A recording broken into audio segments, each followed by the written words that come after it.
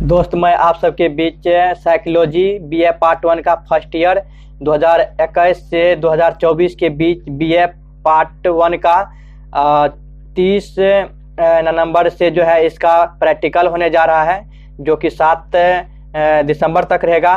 और इसका जो है मैं अभी साइकोलॉजी का तैयारी कर रहा हूँ। मेरा जो है ये सब्सिडियरी में है साइकोलॉजी, और ये जो है हॉनर्स भी होता है, तो मेरा सब्सिडियरी में है। ठीक है, तो आप सबको मैं जो हूँ लघु उत्तरीय प्रश्नोत्तर पढ़ करके दिखाने जा रहा हूँ। ठीक है, तो मैं अभी पढ़ूंगा और ये जो है वीडियो लंबा होगा, सिर्फ ये सुनने के लिए है, जो कि आप सब इसे सुन करके अध्ययन कर सकते हैं। और आप जो है बिना सोचे समझे जो है अपने एग्जाम में जो है पूरा धुर्रे झाड़ 2 या 2.5 घंटा के अंदर जो है आप 30 पेज लिख सकते हैं। तो ध्यान से सुनिएगा। चलिए मैं पढ़ता हूँ। तो क्वेश्चन कुछ इस तरह से है, जो कि मेरा रेखा का ये गैस पेपर है, पेज नंबर 16 है। मेरा क्वेश्चन जो है वो चौथा है। ठीक है, तो यहाँ से मैं स्टार्ट कर रहा हूँ। अभिप्रेरणा क्या है? सामाजिक अभिप्रेरकों का वर्णन करें। आंसर: व्यक्ति कोई कार्य क्यों करता है, यह मनोविज्ञानिक की एक प्रधान समस्या है। इस पर विचार करने से स्पष्ट हो जाएगा कि मानव व्यवहार के मूल में प्रेरक वृत्ति वर्तमान रहती है। व्यक्ति उससे अनुप्रेरित होकर ही कोई कार्य करता है। प्रेरक वृत्ति से उस आंतरिक स्थिति का बोध होता है जो प्राणी में क्रिया उत्पन्न करती है तथा उसे तब तक जारी रखती है जब तक उसके लक्ष्य की पूर्ति नहीं हो जाती। स्पष्ट है कि प्रेरक वृत्ति के 3 कार्य होते हैं: क्रिया उत्पन्न, क्रिया उसे जारी रखना और लाभ प्राप्ति तक उसे निरंतर निश्चित दिशा की ओर निर्देशित करना। उदाहरण स्वरूप भूख को ले।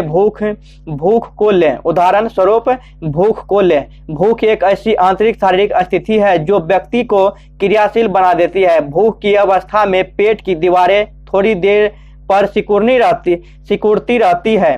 फलतः प्राणी अपने भीतर एक तनाव का अनुभव करता है। इस तनाव को दूर करने के लिए वह शीघ्र ही भोजन की सामग्री की खोज में लग जाता है। उसकी वह क्रिया तब तक जारी रहती है जब तक कि वह भोजन की सामग्री को प्राप्त कर अपनी भूख नहीं मिटा लेता। प्रेरक वृत्ति की कुछ ऐसी परिभाषा स्वयं ने भी की है कि उनके शब्दों में प्रेरक वृत्ति भूख परणों से उत्पन्न होती है, किंतु जब पेट में भोजन की सामग्री चली जाती है और परिणाम स्वरूप भूख परणोदय मिट जाता है, तब तक कि प्रेरक वृत्ति का भी अंत हो जाता है। इस प्रकार स्पष्ट है कि अभियोजनात्मक प्रतिक्रिया एडयोजेटिव रिस्पॉन्स परणोदय की परितुष्टि द्वारा प्रेरक वृत्ति का अंत कर देती है। भूख की तरह ही प्यास, नींद, काम, सेक्स आदि को उदाहरण के रूप में उपस्थित किया जाता है। प्रमुख सामाजिक प्रेरक क्या है? प्रमुख सामाजिक प्रेरक क्या है? सामुदायिकता। मेरा जो है वो दूसरा बदल चुका है क्वेश्चन। सामुदायिकता। ठीक है, तो इसका जो है इंग्लिश है ग्रेजुएशनेंस।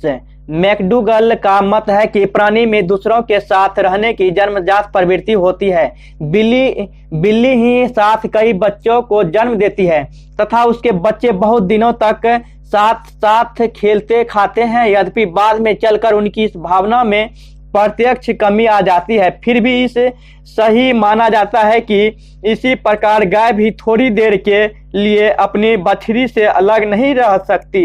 इसी दिशा में श्री पैटी महोदय का निरीक्षण महत्वपूर्ण माना गया है। इस आधार पर हम कह सकते हैं कि जन्मजात प्रवृत्ति सभी प्राणियों में पाई जाती है, फिर भी उपयुक्त वातावरण के अभाव में यह प्रवृत्ति स्वयं क्षीण हो जाती है। अर्जनात्मक सामुदायिकता की भांति यह भी एक सामान्य सामाजिक प्रेरक है जो प्रायः सभी प्राणियों में पाया जाता है। अर्जनात्मकता की प्रेरणा मनुष्य को सामाजिक प्रेरक जो यह सभी प्राणियों में पाया जाता है। अर्जनात्मक की यह प्रेरणा मनुष्य को बाल्यावस्था में ही मिलती है। बाल्यकाल से ही कुछ वस्तुओं को अर्जित करने की प्रेरक बच्चों में आ जाती है। यही कारण है कि बच्चे अधिक पुस्तक, खिलौने या अधिक पेंसिल अर्जित करना बेहद पसंद करते हैं। यही स्वभाव कालांतर में युवावस्था में पाया जाता है। हंट महोदय ने अपने प्रयोग के आधार पर यह साबित कर दिया है कि जानवर भी अपने खाने पीने की चीजों का संचय करते हैं। क्वेश्चन ये हो गया तीसरा।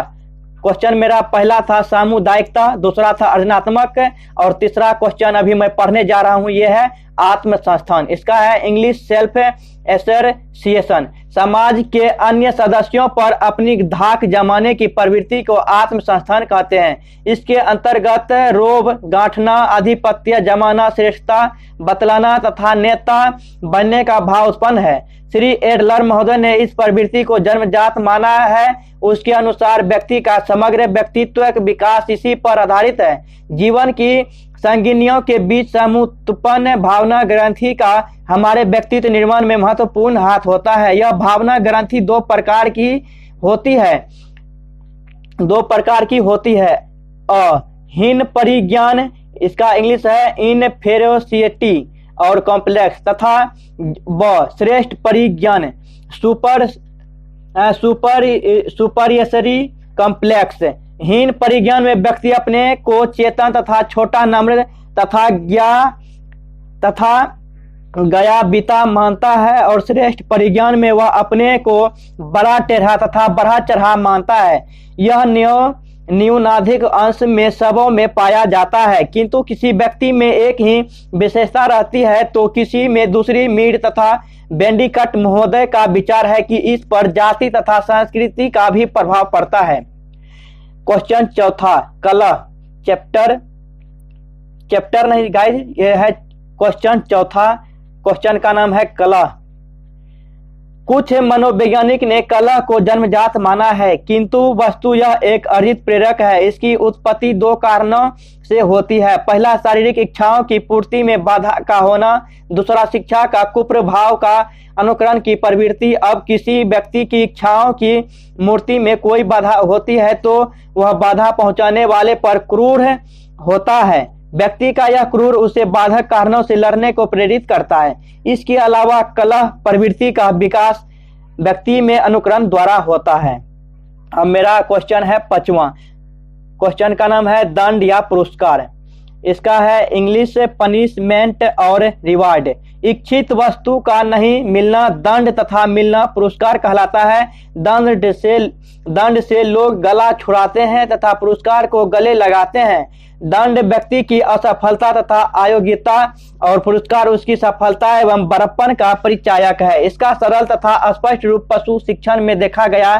सामान्यतः जब आवश्यकताओं का अभाव उत्पन्न कर पशु में प्रेरणा उत्पन्न की जाती है, चूंकि उसकी सारी क्रियाएं शरीरगत मौलिक आवश्यकताओं की नग्न तृप्ति के लिए ही होती है, इसलिए उसे क्रियाशील बनाने का सूक्ष्म रास्ता उसकी तृप्ति को भंग करना ही है। इस तरह पशु को भोजन पानी न देना तथा उसे उसके जीवन साथी से अलग कर देना दंड का काम करता है, और इन सारे उद्दीपनों की प्राप्ति होना उसके लिए पुरस्कार का काम करता है। शिक्षण में प्रेरणा की भूमिका का वर्णन कीजिए। क्वेश्चन पांचवा है मेरा, शिक्षण में प्रेरणा की भूमिका का वर्णन कीजिए। आंसर है, सीखने की क्रिया के लिए उपयुक्त प्रेरणा का होना आवश्यक है। किसी भी प्रकार के शिक्षण कार्य में प्रेरणा का महत्वपूर्ण स्थान होता है।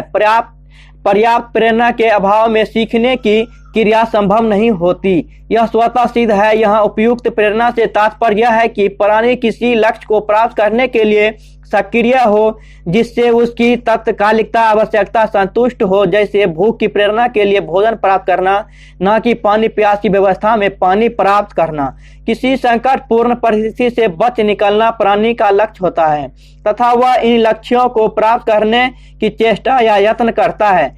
पर्याप्त प्रेरणा का तात्पर्य प्रेरणा वृत्ति की प्रबलता से भी है। जो प्राणी व्यक्ति किसी क्रिया को करने हेतु जितना अधिक प्रबल रूप से प्रेरित होगा, वह उस क्रिया को क्षीण रूप से प्रेरित प्राणी की अपेक्षा अधिक सक्रियता के साथ सीखता है। इस प्रकार हम देखते हैं कि प्रेरणा सीखने की क्रिया में प्रबलन शक्ति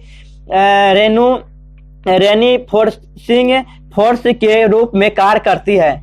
प्रेरणा शिक्षण कार्य पर तीन तरह से प्रभाव डालती है। यह शिक्षण क्रिया है, व्यवहार को उत्पन्न करती है। क्वेश्चन का जो है गाइज आप सबको बता देना चाहते हैं। क्वेश्चन पांचवा का रोमन 1 है। यह शिक्षण प्रक्रिया व्यवहार को उत्पन्न करती है। ये कुछ क्वेश्चन टाइप से है जो कि मोटा अक्षर में लिखा हुआ है, ठीक है। रोमन 1 में। तो इसका आंसर है, किसी क्रिया की उत्पत्ति के लिए यह आवश्यक है कि प्राणी उस क्रिया विशेष को करने हेतु प्रेरित हो। जैसे हम भूख की अवस्था का अनुभव होने पर ही भोजन प्राप्त करने में संबंधित क्रियाएं करते हैं, इस तरह के अनेक प्रमाण हम अपने दैनिक जीवन में भी पाते हैं। उदाहरण के लिए लार निकलने की क्रिया को ले, किसी भूखे प्राणी के समक्ष जब भोजन उपस्थित होता है तब वह स्वाभाविक रूप से लार टपकने लगता है, लेकिन जब प्राणी भूखा नहीं होता है अर्थात क्षुधा तृप्त रहती है तब वह भोजन की उपस्थिति में भी लार का स्राव नहीं होता। इससे यह स्पष्ट प्रमाण मिलता है कि लार टपकने की प्रतिक्रिया की उत्पत्ति के लिए प्राणी में भूख की प्रेरणा का होना अनिवार्य है। इसे शिक्षण क्रिया संबंधी एक प्रयोग के सहारे भी साबित किया जा सकता है। भूल भुलैया जैसी जटिल समस्या का समाधान सीखने हेतु चूहों पर अनेक प्रयोग हुए हैं। इन प्रयोग में भूल भुलैया के अनेक अंधपंथों में से सही पथ का अनुसरण करना सीखते समय चूहे को विभिन्न अंधपंथों से भी सही पथ का अनुसरण करना सीखते हैं। समय चूहे को विभिन्न अंधपंथों में चलने की प्रक्रिया करनी पड़ती है। देखा गया कि कम भूख या बिल्कुल नहीं भूख चूहों की अपेक्षा पर्याप्त रूप से भूख चूहे इस क्रिया को बार बार करने हेतु अधिक सक्रिय होते हैं। स्पष्ट है कि प्रेरणा प्राणी को सही प्रतिक्रिया सीखने हेतु सक्रिय बनाती है, अर्थात उसमें क्रिया विशेष को उत्पन्न करती है। और मेरा जो है ये रोमन 2 है क्वेश्चन नंबर 5वां का रोमन 2 है। क्वेश्चन इस तरह से है, यह शिक्षण क्रिया में प्रबलन शक्ति का काम करती है। मोटा टाइप में है, बोल्ड टाइप में, यह शिक्षण क्रिया में प्रबलन शक्ति का काम करती है। तो आंसर कुछ इस तरह से है रोमन 2 का 5वां का, शिक्षण कार्य में प्रबलन का महत्वपूर्ण संस्थान है। प्रबल में तात्पर्य उसी वस्तु अथवा घटना से है जिससे कि फलस्वरूप किसी प्रतिक्रिया की प्रबलता स्तर या तो बढ़ती है या प्रबलता स्तर बरकरार रहती है। उदाहरण स्वरूप पैवलव के संबंध प्रत्यावर्तन से संबंधित प्रयोग को ले। इस प्रयोग से यह स्पष्ट है कि प्रबंध प्रत्यावर्तन प्रबल के लिए फलस्वरूप सबल होती है, जबकि बिना प्रबलन के बार बार अभ्यास करने पर भी संबंध प्रत्यावर्तन लुप्त हो जाता है। इसी प्रसंग में पुरस्कार के प्रभाव का भी वर्णन किया जा सकता है। पुरस्कार प्रेरणा की संतुष्टि का साधन होता है। इस प्रकार पुरस्कार सही अनुक्रिया को बार बार दोहराने के लिए व्यक्ति को प्रोत्साहित करता है। अतः पुरस्कार सही व्यवहार को प्रबलित करता है, किंतु पुरस्कार न मिलने अथवा अनुपयुक्त पुरस्कार रहने पर सही अनुक्रिया प्रोत्साहित नहीं होती। अतः शिक्षण क्रिया को प्रबलन नहीं मिलता, फलस्वरूप व्यक्ति उन्हें सीखता। स्पष्ट है कि प्रेरणा शिक्षण क्रिया को प्रबलित करती है। तो मेरा क्वेश्चन 5वां का रोमन 3 है, इससे व्यवहार की विचलनशीलता नियंत्रित होती है। क्वेश्चन 5वां का रोमन 3 है, इससे व्यवहार की विचलनशीलता नियंत्रित होती है। प्रेरणा का शिक्षण पर आंसर कुछ इस तरह से है, प्रेरणा का शिक्षण पर एक तीसरा प्रभाव ही भी पड़ता है। प्रेरणा के शिक्षण कार्य में व्यवहार की विचलनशीलता नियंत्रित होती है। जब व्यक्ति किसी नई अनुक्रिया को सीखता है अथवा नई आदत का निर्माण करता है तब उसे कई प्रकार की प्रतिक्रियाएं करनी पड़ती है, परंतु इन अनेक प्रकार की प्रतिक्रियाओं में से कोई एक ही प्रतिक्रिया सही होती है। सीखने के लिए प्रेरित व्यक्ति का व्यवहार इसी सही प्रतिक्रिया को बार बार दोहराने की दिशा में निर्देशित कर रहता है। फलस्वरूप व्यक्ति सही क्रिया को बार बार दोहराता है और अन्य क्रियाओं को न करना सीखता है। अतः प्रेरणा सही क्रियाओं को अच्छी तरह सीखने तथा गलत क्रिया को नहीं करना सीखने में सहायक होती है। इस प्रकार प्रेरणा व्यवहार की विचलनशीलता वेरिएबिलिटी को नियंत्रित करती है। स्पष्ट है कि सीखने की क्रिया के लिए प्रयास या अभ्यास जरूरी है, फिर भी प्रेरणा के अभाव में शिक्षण कार्य संभव नहीं होता। और मेरा क्वेश्चन 6 है, ठीक है, रोमन जो है वो सिर्फ 3 तक था। अब मेरा क्वेश्चन नंबर 6 है, पृष्ठोन्मुख अवरोध के निर्धारकों का वर्णन करें। पृष्ठोन्मुख अवरोध के निर्धारकों का वर्णन करें। आंसर इस तरह से है, भूलने के कारणों में ह्रास के अलावा पृष्ठोन्मुख अवरोध या रुकावट भी एक कारण है। क्षीणता ही विस्मृति का मूल कारण नहीं होती, वरन स्मृति का दूसरा कारण रुकावट भी है। उदाहरण के लिए आपको रास्ते में कोई व्यक्ति मिलता है, आप उसका नाम याद करना चाहते हैं जिसे आपने कुछ समय पहले ही याद किया था, परंतु उस समय आप उसे याद नहीं कर पा रहे हैं क्योंकि आप उसे भूल चुके हैं। यह सब किसी प्रकार की रुकावट के कारण ही होता है जो कि आपके स्मरण रखने की क्रिया में उपस्थित हो जाती है। इस प्रकार भूलने में आपका स्मृति चिन्ह पूर्ण रूप से नष्ट नहीं हुआ है। कहने का मतलब है कि मस्तिष्क में स्मृति विद्यमान है, लेकिन कोई चीज ऐसी होती है कि जो बीच में आकर बाधा उपस्थित करती है और आप भूल जाते हैं। इस रुकावट से निम्नलिखित मुख्य कारण होते हैं। तो गाइस ये जो है चैप्टर कुछ मस्त है और इसका क्वेश्चन है प्रिस्टोन मुख्य अवरोध के निर्देशकों का वर्णन करें। रुकावट वहीं पर होती है जहां एक प्रकार की दो स्मृतियां परस्पर टकराती है। उदाहरण के लिए आप जिस नाम को याद करना चाहते हैं वह बर्जेस है, लेकिन विजेंद्र नाम आपके मस्तिष्क में आता रहेगा। परिणाम यह होता है कि आप सही नाम याद नहीं कर सकेंगे। आदत जन्य स्मृति में भी इसी प्रकार की बात पाई जाती है। जैसे जब आप टेनिस के स्थान पर बैडमिंटन खेलना आरंभ करते हैं तो टेनिस खेलने की आपकी आदत बैडमिंटन खेलने में बाधा उत्पन्न कर देती है। यह मनोवैज्ञानिक सत्य है कि जब दो समान वस्तुएं मस्तिष्क के अंदर प्रविष्ट होती है तो उस वस्तु के अनुसार ही कार्य किया जाता है जो बराबर वर्तमान काल में दोहराई गई है या पूर्व काल में उसका पूर्ण रुचि के साथ अभ्यास किया गया है। जब स्मृतियां पर इस प्रकार की अवरोध होंगे तो याद करने की हमारी समस्त चेष्टाएं व्यर्थ होगी। उस समय हमें यह चाहिए कि हम याद करने की चेष्टा छोड़ दें और दूसरे कार्य में अपने आप को संलग्न कर दें। थोड़ी देर पश्चात वह बात जो अवरोध के कारण अभी हम भूल गए हैं, एकदम से हमें उसकी कोई आशा नहीं रहती। रुकावट विपरीत क्रिया विरोध के कारण भी उपस्थित होती है।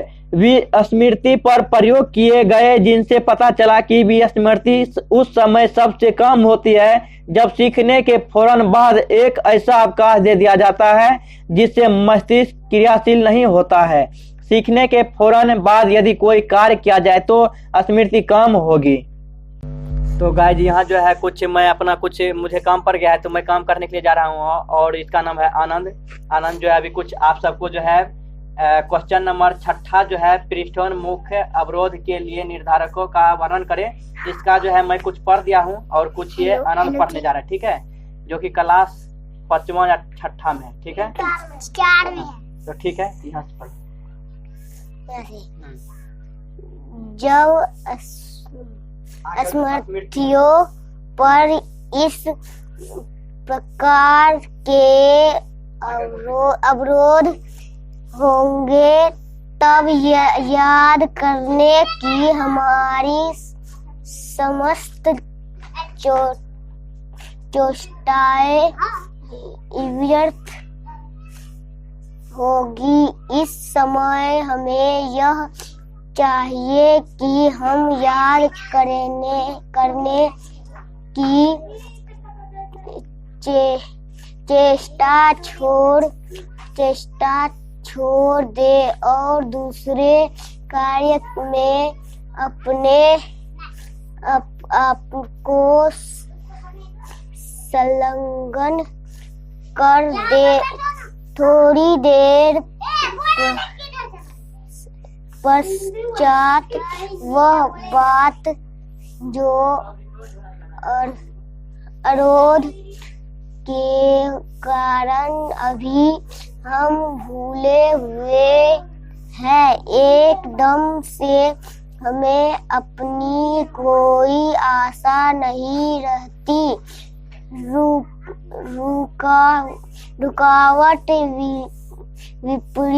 रुकावट विपरीत क्रिया विरोध के कारण भी उपस्थित होती है। विस्मृति पर प्रयोग किए गए जिससे पता चला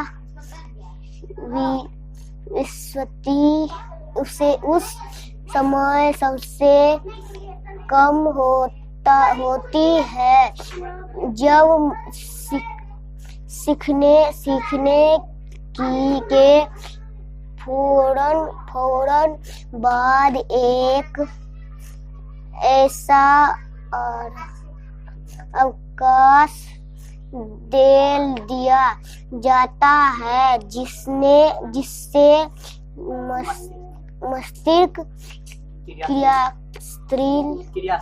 क्रियाशील नहीं होता है। ठीक है। तो आनंद जो है उसका टाइम खत्म हो चुका है। तो उसके बाद जो है क्वेश्चन छठा का ही जो है कुछ आनंद जो है लगभग 10-15 लाइन पढ़ा है, उसके बाद मैं पढ़ रहा हूँ। ठीक है। सीखने के फौरन बाद यदि कोई कार्य किया जाए तो स्मृति कम होगी। इस कारण रात में दिन की अपेक्षा विस्मृति की मात्रा कम पाई जाती है। जब हम किसी बात को सीखने के बाद मस्तिष्क के दूसरे कार्य में लगा दे जिससे कि वह क्रियाशील है, तब निश्चित है कि हमारे सीखने में बाधा उपस्थित होगी। यह बाधा अधिक मात्रा में होगी यदि दोनों के कार्यों में समानता है। यही सिद्धांत प्रतिगामी निर्देश कहलाता है। यदि दो प्रतिज्ञाएं एक के बाद एक की जाती है तब पूर्व प्रतिज्ञा बाद की प्रतिज्ञा का विरोध करती है। इस प्रकार यदि गद्य एक भाग 1 घंटे में तथा दूसरा भाग दूसरे घंटे में पढ़ाया जाता है तब भी स्मृति की अवस्था हो जाती है और दूसरे घंटे में पढ़ाए हुए पद के दूसरे भाग को सीखना कठिन हो जाता है। विपरीत क्रिया विरोध कारण यह बताया जाता है कि जिससे मस्तिष्क चिन्ह धीरे धीरे बनते हैं और जिस प्रकार पिघले हुए मोम में के तल पर यदि कोई चिन्ह बनाया जाए और फिर किसी प्रकार की बाधा न पहुंचाई जाए, उसे मिटाने जाने का प्रयत्न किया जाए तो वह अस्थायी हो जाता है। परंतु यदि मोम के तल पर बनी जगह पर मोम के जमने से पहले कोई अन्य चिन्ह अंकित कर दिया जाएगा तो दोनों का रूप बिगड़ जाएगा। इसी प्रकार दो स्मृति चिन्ह एक दूसरे को दूषित कर देंगे यदि वे शीघ्रता से एक दूसरे पर थोप दिए जाए। यद्यपि यह कारण काल्पनिक कहा जा सकता है, लेकिन फिर भी कई प्रकार की चोट लगने पर स्मृति पर किए गए अध्ययन इस बात की ओर संकेत करते हैं कि हमारा यह विचार सत्य है। उदाहरण के लिए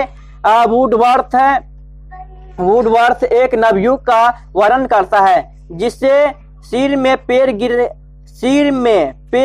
गिर जाने के कारण जोर से चोट लग जाती है और जो गिरने के कारण अचेत हो जाता है वह व्यक्ति कुछ काल बाद इस दशा में आ जाता है कि वह घर पहुंचने के लायक हो जाता है, परंतु अर्ध बेहोशी की दशा में वह घर पहुंचता है। जब वह पूर्ण रूप से ठीक हो जाता है तब उसे चोट का ही ध्यान रहता है और न घर तक आने का और गिरने से 15 मिनट पहले ही घटनाओं का भी उसे ध्यान नहीं रहता। इसी प्रकार कई अन्य उदाहरण दिए जाते हैं। रुकावट के कारण प्रायः संवेगात्मक ही हुआ करते हैं, ज्ञानात्मक नहीं। भय, व्याकुलता अथवा उत्तेजना स्मृति में बाधक होती है। बहुत कुछ रुकावट निरोध क्रिया रिस्पॉन्स के कारण होती है। निरोध क्रिया के कारण ही यह एक बहुत अच्छी तरह जानी हुई बात को पुनः याद नहीं कर पाते। हमारा अचेतन मन शायद इस बात को पुनः याद नहीं कर पाता। क्वेश्चन छठा है गाइस इस तरह से, किन्हीं दो प्रेरकों का वर्णन करें अथवा जैविकीय अभिप्रेरक बायोलॉजिकल मोटिव क्या है इसकी व्याख्या करें। आंसर कुछ इस तरह से है। मनोविज्ञानों ने यौन प्रणोदय, मातृक प्रणोदय या आक्रमणशीलता को जैवधारिता सामाजिक अभिप्रेरक माना है कि कोइयों की इसके पीछे प्राणी के शारीरिक परिवर्तन तो रहते हैं परंतु इन्हें प्रसिद्ध करने वाले व्यवहार सामाजिक अंगों या अधिगम से प्रभावित होते हैं। इन तीनों अभिप्रेरकों के अतिरिक्त रहने से प्राणी को स्वयं कोई खतरा नहीं होता, उसकी जाति निरंतरता अवश्य संकट में पड़ सकती है। इन तीनों का अलग अलग वर्णन नीचे किया जाता है जिससे ये बातें स्पष्ट हो जाएगी। क्वेश्चन छठा का जो है गाइज एक दिया हुआ है फिर से, तो मतलब क्वेश्चन जो है छठा के बाद सतमा खत्म हो गया। किन्हीं दो प्रेरकों का वर्णन करें, तो इतना ही तक ये खत्म है। अब दूसरा चल रहा है, ठीक है। तो क्वेश्चन है 1, यौन प्रणोदन सेक्स ड्राइव यदि समशिष्ट परनोदय का तात्पर्य हो कि इसकी संतुष्टि नहीं होने से प्राणी मर जाएगा, तो इस अर्थ में यौन समस्थित परनोदित नहीं, भोजन और जल से वंचित रहकर प्राणी जीवित नहीं रह सकता है। परंतु आजीवन यौन वंचन से भी प्राणी के जीवन एवं स्वास्थ्य को कोई क्षति नहीं होती है। वस्तुतः यौन व्यक्ति रक्षा नहीं बल्कि जाति रक्षा करता है। इतना अवश्य है कि यौन भी भूख, प्यास आदि के समान स्पष्ट शारीरिक तनाव एवं अन्य प्रतिक्रियाएं उत्पन्न करता है और मस्तिष्क द्वारा इसका संचालन होता है। इस अर्थ में यौन एक समस्थिति परनोदमन माना जा सकता है। भूख एवं प्यास के परनोदन में शारीरिक अभाव नहीं रहता है। यौन अध्ययन के विरुद्ध सामाजिक अभिवृत्तियों के कारण इस क्षेत्र के यथेष्ट ज्ञान में बड़ी बाधाएं हुई। सर्वप्रथम फ्रायड ने इसी शताब्दी के आरंभ में यौन का महत्व व्यक्तित्व एवं व्यवहार की विकृतियों में स्वीकार किया। मध्य शताब्दी में किसी अन्य के सर्वेक्षण से तथा मार्टर्स एंड जॉनसन 1966 के प्रयोग से यौन संबंधी रहस्य खुलने लगे हैं। वस्तुतः गत 20 वर्षों से मनुष्य एवं पशुओं के यौन पक्ष का जितना ज्ञान हुआ है पहले कभी नहीं हुआ था। गाइस, ये क्वेश्चन था यौन परनोदय, सेक्स ड्राइव 1 था। अब 2 है मातृक परनोदय। मैटरनल ड्राइव काम प्रोदन के समान ही मातृक परनोदन व्यक्ति के जीवन के लिए आवश्यक नहीं किंतु क्षति रक्षा के लिए आवश्यक है। बहुत से पशु और विशेष रूप से स्तनधारी मादाएं अपनी बच्चों की रक्षा के लिए तीव्र ढंग से अभिप्रेरित रहती है। चूहिया बड़ी बड़ी बाधाएं पार करके तथा बड़े बड़े कष्ट उठाकर भी अपने बच्चों की रक्षा करती है। ऐसा लगता है कि चूहिया में अपने बच्चों की देख रेख अन्य सभी परनोदनों से प्रबल है। मातृक व्यवहार को निर्धारित करने वाले शारीरिक कारणों का अब तक पर्याप्त ज्ञान नहीं हुआ है, परंतु इसे प्रोलैक्टिन अंतस्राव का इंग्लिश है प्रोलोसियन हार्मोन का स्पष्ट महत्व मालूम होता है। इस अंतस्राव की सुई देने से उनके स्तन में दूध की मात्रा बढ़ जाती है। यदि कुंवारी चूहिया अथवा चूहों में लेटिन डाल दे तो उसमें भी मातृक व्यवहार जैसे बच्चों को दुलारना, घोंसला बनाना इत्यादि देखे जाते हैं, परंतु केवल प्रोलैक्टिन की एकमात्र कारण नहीं हो सकता है, क्योंकि जिन स्तनियों के स्तन काट दिए गए हैं और प्रोलैक्टिन का बहना बंद कर दिया गया उनमें भी बच्चों को दूध पिलाने जैसी क्रिया देखी गई है। क्वेश्चन अब तीसरा है आक्रमणशीलता एग्रेसिवेंस। आक्रमण के अंतर्गत ऐसे व्यवहार आते हैं जो दूसरों को क्षति पहुंचाने के उद्देश्य से किए जाते हैं। कुछ विद्वानों के अनुसार आक्रमण मनुष्यों के प्राथमिक अभिप्रेरकों में है। फ्रायड 1915 ने मनुष्य में मृत्यु वृत्ति डेथ इंस्टिंक्ट अथवा आक्रमण परनोदय की कल्पना अपने प्रकाशन संस्कृति की लिए हर समय मनुष्य पर दबाव डालते रहते हैं। सामाजिक दृष्टिकोण से आक्रमण एक गंभीर समस्या बन रहा है तथा समाज के विभिन्न वर्ग इस समस्या को सदा के लिए समाप्त करने के लिए प्रयत्नशील है। आक्रमणात्मक व्यवहार के संबंध में अनेक विचार दिए गए हैं। प्रसिद्ध आचार शास्त्री कर्नल लॉरेंज का विचार है कि मनुष्य मूलतः पशु है और दूसरों पर आक्रमण करने की प्रवृत्ति उसके स्वभाव में निहित है तथा आक्रमणशीलता के कुछ शारीरिक आधार भी है। बंदुरा 1969 का विचार है कि मनुष्य अपने जीवन काल में आक्रमणात्मक व्यवहार सीखता है क्योंकि इसके लिए उसे पुरस्कार मिलते हैं। एक बच्चा दूसरे बच्चे पर आक्रमण इसलिए करता है कि उसके साथी उसे साहसी माने या उसकी बालिका मित्र पसंद हो। दूसरे का अनुकरण करके भी आक्रमणात्मक व्यवहार सीख जाते हैं। आक्रमणशीलता को प्राथमिक प्रेरक के रूप में भी माना जा सकता है। कुछ पशु जातियों में मादा की अपेक्षा नर अधिक आक्रमणशील होते हैं। मादा यदा कदा केवल अपने बच्चों की रक्षा के लिए लड़ती है, जबकि नर विभिन्न कारणों से लड़ते ही रहते हैं। अध्ययनों से पता चला है कि यदि नर अंतस्राव अथवा टेस्टोस्टेरोन की सुई द्वारा मादाओं के शरीर में भी डाल दे तो उसकी आक्रमणशीलता भी बढ़ जाएगी। नर में टेस्टोस्टेरोन की मात्रा बढ़ जाने से अधिक आक्रमणशीलता हो जाते हैं और यदि उन्हें बधिया कैस्ट्रेट कर दिया जाए तो आक्रमणशीलता समाप्त हो जाती है।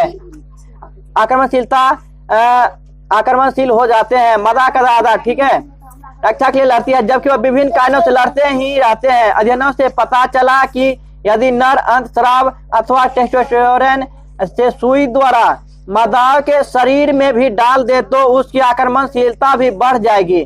नर में टेस्टोस्टेरोन की मात्रा बढ़ जाने से वे अधिक आक्रमणशील हो जाते हैं और यदि उन्हें बधिया कैस्ट्रेट कर दिया जाए तो आक्रमणशीलता समाप्त हो जाती है। क्वेश्चन गाइज अब जो है वो 7 के बाद मेरा 8वां आ चुका है। वस्तुनिष्ठ प्रेक्षण विधि के गुणों का वर्णन करें। 8वां क्वेश्चन है अथवा इसमें दिया हुआ है निरीक्षण विधि, ऑब्जर्वेशन मेथड के गुणों एवं दोषों का वर्णन करें। आंसर है निरीक्षण विधि के गुण। रोमन 1, इस विधि द्वारा किया गया अध्ययन वस्तुनिष्ठ एवं अवैयक्तिक होता है। इसमें व्यवहारों का अध्ययन होता है जो आंखों से देखा जा सकता है। इस विधि द्वारा प्राप्त डाटा दीता के पुनः परीक्षण की भी सुविधा है। इन विशेषताओं के कारण इस विधि पर आधारित निष्कर्ष विश्वसनीय होते हैं। इस विधि में अनेक प्रेक्षकों के बीच आपसी सहयोग के कारण प्राप्त दीता की विश्वसनीयता अधिक बढ़ाई जा सकती है। रोमन 3 है, इस विधि द्वारा ऐसे डाटा आंकड़े प्राप्त होते हैं जिनके वर्गीकरण, विश्लेषण, निष्कर्ष निकालने, परिकल्पनाओं को जांचने में सांख्यिकी का खुलकर प्रयोग किया जाता है।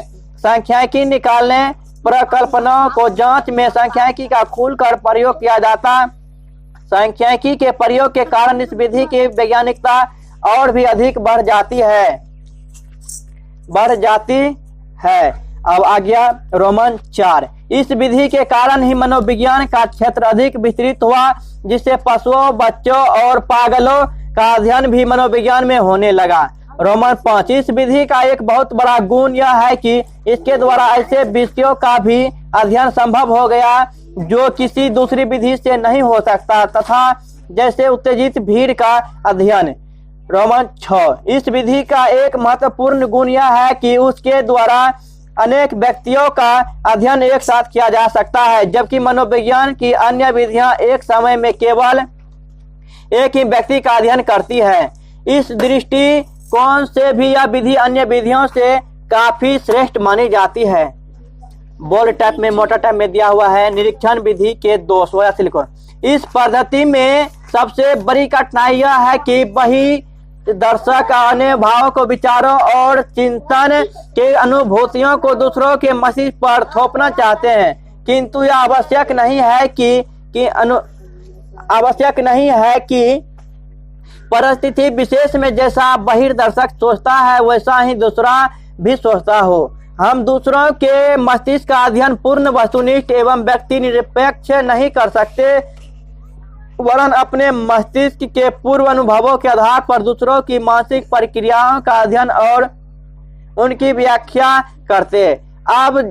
अतः जब हम अपने मानसिक स्तर में भिन्न मानसिक स्तर वाले व्यक्तियों की मानसिक प्रतिक्रियाओं का अध्ययन करते हैं तो अनुमान के कारण हमें निरीक्षण में निष्कर्ष शुद्ध हो सकते हैं। उदाहरणार्थ, एक प्रौढ़ बहिर्दर्शक जब किसी बालक, किशोर अथवा किसी जंगली आदमी के व्यवहार की व्याख्या करता है तो वह व्याख्या गलत हो सकती है, क्योंकि बालक, किशोर या जंगली आदमी के मानसिक स्तर पर अपने आप को लाना बहिर्दर्शक के लिए अत्यंत कठिन है। निरीक्षण पद्धति में दूसरी कठिनाई यह है कि बहिर्दर्शक प्रायः दूसरों के व्यवहार की व्याख्या करते समय अपनी पूर्व धारणा एवं पूर्वग्रह से प्रभावित हो जाता है। जैसे हम अपने मित्र अथवा स्वजन के व्यवहार का वर्णन करते समय उसकी बुराइयों को भूल जाते हैं। कभी कभी विषय ऐसा ढोंगपूर्ण व्यवहार करता है कि उसके वास्तविक व्यवहार का सही अध्ययन नहीं किया जा सकता तथा बहिर्दर्शक उसे व्यवहार की गलत व्याख्या कर सकता है। विषय अपनी आंतरिक अनुभूतियों को बढ़ाए मुद्रा और शारीरिक चेष्टाओं द्वारा अपने स्वाभाविक रूप में प्रकट नहीं होने देता। वह अपनी मूल मानसिक प्रक्रिया को छिपाकर इस प्रकार से व्यवहार करता है कि बहिर्दर्शक उसे धोखा खा जाता है। क्वेश्चन मेरा 9वां है, अंतर्निरीक्षण विधि की उपयोगिता पर प्रकाश डाले। तो आगे जो है आंसर दिया हुआ है मनोविज्ञान, ठीक है। तो चलिए दिखाते हैं आगे। तो गाइस आप सबको बता रहे थे क्वेश्चन 9वां है, 9 नंबर का क्वेश्चन है, अंतर्निरीक्षण विधि की उपयोगिता पर प्रकाश डाले। आंसर चलिए मैं बताता हूँ। आंसर, जब मनोविज्ञान अपने स्वयं की मानसिक दिशा का निरीक्षण करता है तो यह विधि अंतर दर्शन पद्धति कहलाती है, और जब दूसरे के व्यवहार तथा उसकी मानसिक क्रियाओं का अध्ययन करता है तो बहिर्दर्शन पद्धति कहलाती है। अध्ययन की यह पद्धति मनोवैज्ञानिक द्वारा प्राचीन काल में बहुत अधिक अपनाए जाते थे, किंतु आधुनिक काल में यह अधिक वैज्ञानिक नहीं मानी जाती है, इसलिए इसका प्रयोग अब बहुत कम हो गया है। आधुनिक वैज्ञानिक एक शुद्ध विज्ञान माना जाता है, अतएव इसकी पद्धतियां भी पूर्ण वैज्ञानिक होनी चाहिए। इस पद्धति में पर्याप्त वैज्ञानिकता का अभाव है, इस कारण यह उतनी मान्य और उपयोगी नहीं समझी जाती। फिर भी कुछ मनोवैज्ञानिक अब भी इसका प्रयोग करते हैं। टिचनर के अनुसार अपने अंदर देखना अंतर्दर्शन, इंट्रोस्पेक्शन इन लुकिंग, जबकि एंजिल के अनुसार अंतरपेक्षण ही अंतर्दर्शन है। अंतर्दर्शन में व्यक्ति एवं स्वयं मानसिक स्थिति का अवलोकन करता है तथा स्वयं ही मानसिक प्रक्रियाओं का निरीक्षण करता है। स्टाउट का कथन है कि अपने मस्तिष्क के कार्य व्यापारों का एक क्रमबद्ध रीति से अध्ययन करना ही अंतर्दर्शन है।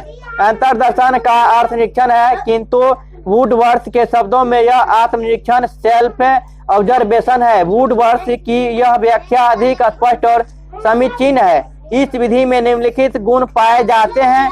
क, स्वयं के मन का अध्ययन। इस विधि की सबसे प्रमुख विशेषता यह है कि हम अपने मन का और उससे संबंधित क्रियाओं का अध्ययन एवं स्वयं ही कर लेते हैं, किसी अन्य व्यक्तियों की सहायता हमें नहीं लेनी पड़ती।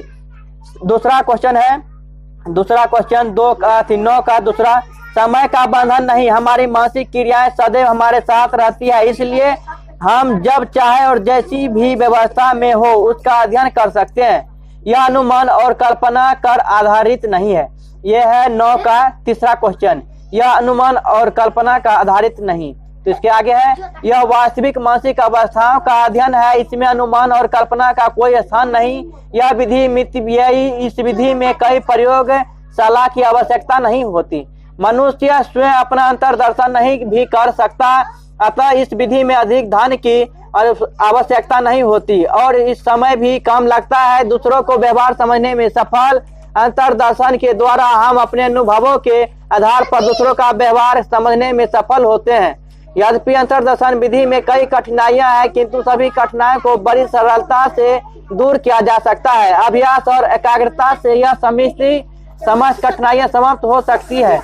इस विधि को मौलिक विधि मानने से इनकार नहीं किया जा सकता। मनोविज्ञान की अन्य सभी विधियां इसी विधि पर आधारित है। हमारे अंतर्दर्शन बहुत महत्व, क्योंकि हम अपने ही अनुभव के आधार पर दूसरे की क्रिया और चेष्टा का अनुमान लगाते। उदाहरण के लिए, जब हम एक व्यक्ति को क्रोधित देखते हैं, दांत पीसते हैं, चिल्लाते हुए देखते हैं, तो तुरंत यह उठते ही वह क्रोधित है कि कोइयों की क्रोध दांत पीसते और चिल्लाते हुए देखते हैं तो तुरंत कह उठते हैं कि वह क्रोधित है, क्योंकि क्रोध की अवस्था में हम भी ऐसी ही व्यवस्था में होते हैं। प्रयोग विधि में भी उस व्यक्ति के अंतर्दर्शन पर ध्यान दिया जाता है जिस पर प्रयोग होता है। अंतर्दर्शन के अभाव में प्रयोग असंभव है। हाइपोथैलेमस के कार्यों का वर्णन करें। क्वेश्चन 10 है, 9 जो है वो खत्म हो चुका है। 9 का 1 2 3 4 5 तक था और 10वां क्वेश्चन है, हाइपोथैलेमस के कार्यों का वर्णन करें। आंसर है, हाइपोथैलेमस मस्तिष्क का एक भाग है जो स्वचालित तंत्रिका का संचालन करती है। कुछ अन्य मनोवैज्ञानिक बार्ड ने बताया कि संवेग अनुभव और अभिव्यक्ति में हाइपोथैलेमस की ही मुख्य भूमिका होती है। क्योंकि कैनन और बार्ड दोनों में संवेग संबंध में अपने अपने विचार प्रस्तुत किए, इसलिए दोनों मनोवैज्ञानिकों के विचारण और प्रयोगात्मक अध्ययनों को मिलाकर लगभग 1930 में कैनन बार्ड का प्रतिपादन हुआ। कैनन बार्ड सिद्धांत अपने अपने समय की व्याख्या का है। समय की व्याख्या हाइपोथैलेमस की महत्वपूर्ण भूमिका को दर्शाता है, अतएव हाइपोथैलेमिक भी कहा जाता है। हाइपोथैलेमस एवं थैलेमस की क्रियाओं में अत्यधिक समानता पाई जाती है, अतएव कभी कभी इसे थैलेमिक का सिद्धांत भी कहते हैं। इस कैनन बार्ड सिद्धांत के अनुसार उद्पीन से ग्राहक कोष में संवेदी तंत्रिका आवेग बना और यह हाइपोथैलेमस में आया। अपने विशिष्ट क्रिया द्वारा हाइपोथैलेमस ने संवेदी आवेग पर संवेगात्मक रंग चढ़ाकर कॉर्टेक्स में भेज दिया। साथ ही प्राणी में अंतरंगों में हाइपोथैलेमस ने गति आवेग भेज दिया। इस कारण जिस समय प्राणी संवेग का अनुभव करता है, ठीक उसी समय उसके अंतरंगों में हरकतें भी होती है। इस हरकत होने वाले अंगों से संवेदी तंत्रिका आवेग बनकर हाइपोथैलेमस होते हुए कॉर्टेक्स में आता है, जिनसे शारीरिक उपद्रवों का ज्ञानी प्राणी को होता है। संवेग के संबंध में उसका अनुभव एवं व्यवहार मजबूत होता है। कॉर्टेक्स से सभी कुछ गति आवेग स्वरूप हाइपोथैलेमस में आता है। इन क्रियाओं को अपेक्षाकृत और तेज बनाता है।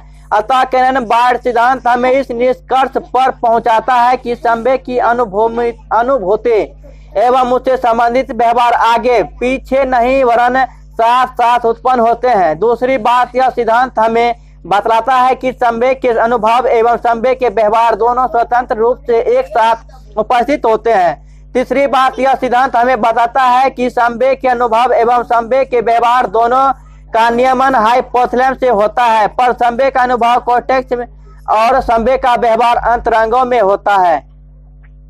क्वेश्चन 10 ये खत्म हो चुका है। अब आगे है हाइपोथैलेमस के कार्य। रोमन 1, हाइपोथैलेमिक सिद्धांत ने ही यह स्पष्ट किया कि संवेग की एक जटिल मानसिक क्रिया है, जिससे हाइपोथैलेमस, जो कि मस्तिष्क का ही अंग है, संवेग में महत्वपूर्ण भूमिका अदा करता है, संचालित करता है कि संवेदी आवेग ज्ञान इंद्रियों चलकर कॉर्टेक्स तथा पहुंचाने से पहले हाइपोथैलेमस से गुजरते हैं तभी गति आवेग की कॉर्टेक्स से निकलकर अंतरायों में पहुंचने से पहले हाइपोथैलेमस से गुजरते हैं। अतएव हाइपोथैलेमस आवेगों को प्रभावित करते हैं, संचालित। यह है रोमन 3। रोमन 2 है संवेदी, रोमन 3 है स्वचालित तंत्र को हाइपोथैलेमस की संचालित करता है। रोमन 4, हाइपोथैलेमस के कुछ केंद्रों को बिजली द्वारा उत्तेजित करने पर प्राणी में संवेग जैसी शारीरिक क्रियाएं उत्पन्न होती है। क्वेश्चन आ गया अब 11, वो जो है 10 का खत्म हो चुका है, 1 2 3 4। क्वेश्चन 11, बुद्धि परीक्षण के प्रकारों का वर्णन करें। क्वेश्चन 11, बुद्धि परीक्षण के प्रकारों का वर्णन करें। आंसर है, बुद्धि मापने के लिए बहुत तरह के परीक्षणों का निर्माण किया गया है। इन परीक्षणों के सामान्य स्वरूप को ध्यान में रखते हुए उन्हें निम्नलिखित 4 वर्गों में बांटा गया है।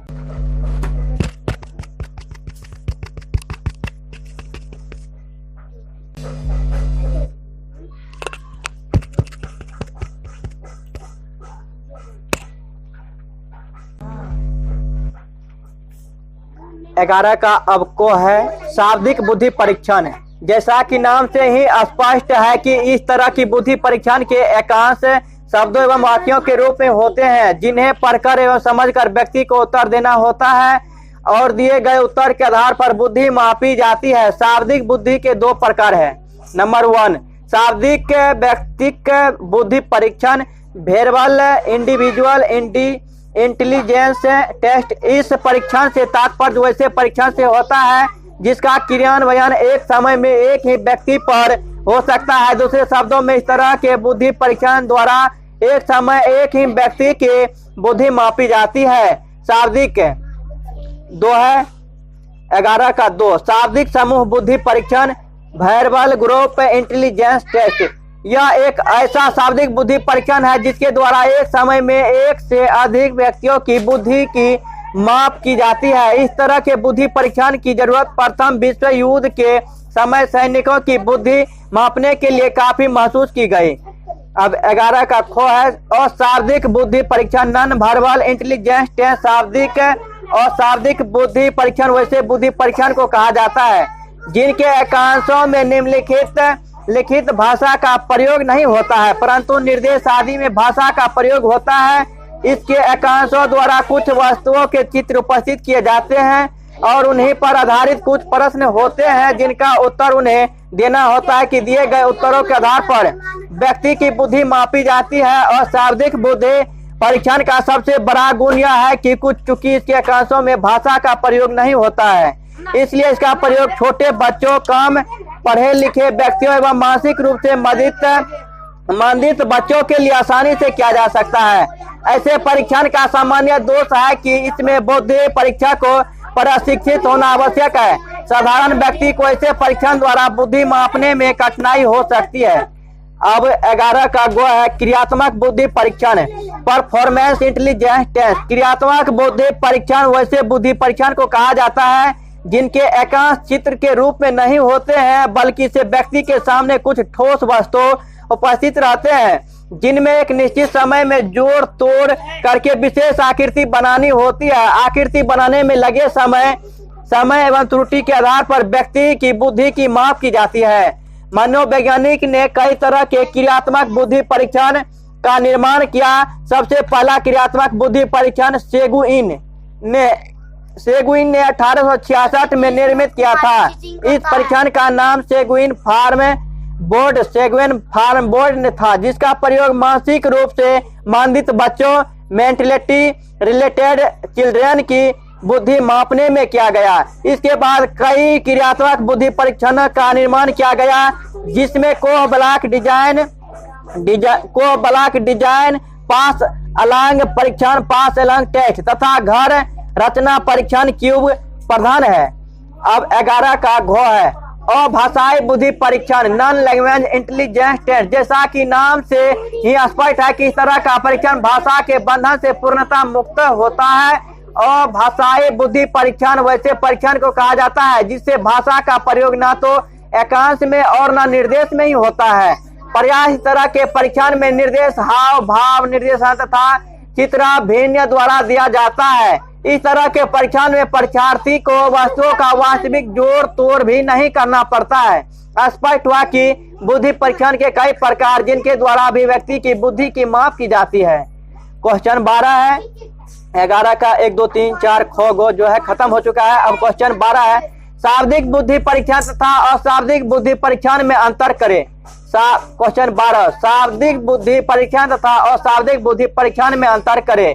आंसर है बुद्धि परीक्षण के दो प्रमुख प्रकार है, शाब्दिक बुद्धि परीक्षण वर्बल इंटेलिजेंस टेस्ट तथा अशाब्दिक बुद्धि नॉन वर्बल इंटेलिजेंस टेस्ट। शाब्दिक बुद्धि परीक्षण वैसे परीक्षण को कहा जाता है जिसके एकांश शब्द या वाक्यों के रूप में होते हैं, जिन्हें पढ़कर एवं समझकर परीक्षार्थी को उनका उत्तर देना होता है और दिए गए उत्तरों के आधार पर उनकी बुद्धि मापी जाती है। शाब्दिक बुद्धि परीक्षण वैसे परीक्षण को कहा जाता है जिनके एकांश में भाषा का प्रयोग नहीं होता है, परंतु कुछ चित्र आदि छपे होते हैं जिनका कुछ भाग लुप्त होता है। परीक्षार्थी को दिए गए कुछ आकृतियों में से उन लुप्तों में भागों का पता लगाना होता है। उनके ऐसे उत्तरों के आधार पर उनकी कुछ आकृतियों में उन लुप्त भागों का पता लगाना होता है। उनके ऐसे उत्तरों के आधार पर उनकी बुद्धि की माप की जाती है। इन दोनों परीक्षणों में मुख्य अंतर निम्नलिखित है। रोमन 1 शाब्दिक बुद्धि परीक्षण के एकांश आइटम्स की अभिव्यक्ति भाषा अर्थात शब्दों या वाक्यों के रूप में होती है, जबकि अशाब्दिक बुद्धि परीक्षण के एकांश भाषा रहित होते हैं। ऐसे एकांशों को चित्रों में आकृतियों आदि द्वारा अभिव्यक्त किया जाता है। रोमन 2 शाब्दिक बुद्धि परीक्षण तथा सिर्फ पढ़े लिखे व्यक्तियों की बुद्धि मापी जा सकती है, जबकि अशाब्दिक बुद्धि परीक्षण द्वारा पढ़े लिखे अनपढ़ दोनों तरह के व्यक्तियों की बुद्धि मापी जा सकती है। रोमन 3 शाब्दिक बुद्धि परीक्षण का आधार भाषा होने से इसका उपयोग कुछ खास संस्कृति में ही हो सकता है। जैसे मान लिया जाए कि कोई शाब्दिक बुद्धि परीक्षण उर्दू या बांग्ला भाषा में विकसित है तो उसका उपयोग उर्दू भाषी तथा बांग्ला भाषी लोगों पर ही हो सकता है, अन्य लोगों पर नहीं। अशाब्दिक बुद्धि परीक्षण का स्वरूप भाषा रहित होने से विभिन्न संस्कृति के व्यक्तियों पर क्रियान्वय किया जा सकता है तथा उन लोगों की बुद्धि की माप की जा सकती है। स्पष्ट है कि शाब्दिक एवं अशाब्दिक बुद्धि परीक्षण एक दूसरे से भिन्न है। रोमन 2, 3, 4 जो है सभी खत्म हो चुका है। क्वेश्चन 12 खत्म। अब बचिया क्वेश्चन 13, व्यक्ति के शील गुण बताए। व्यक्ति के शील गुण बताए।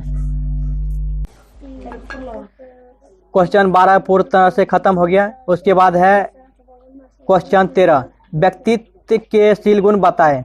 आंसर है व्यक्तित्व व्यक्ति के समस्त गुणों का गत्यात्मक संगठन है। वे गुण निम्नलिखित है।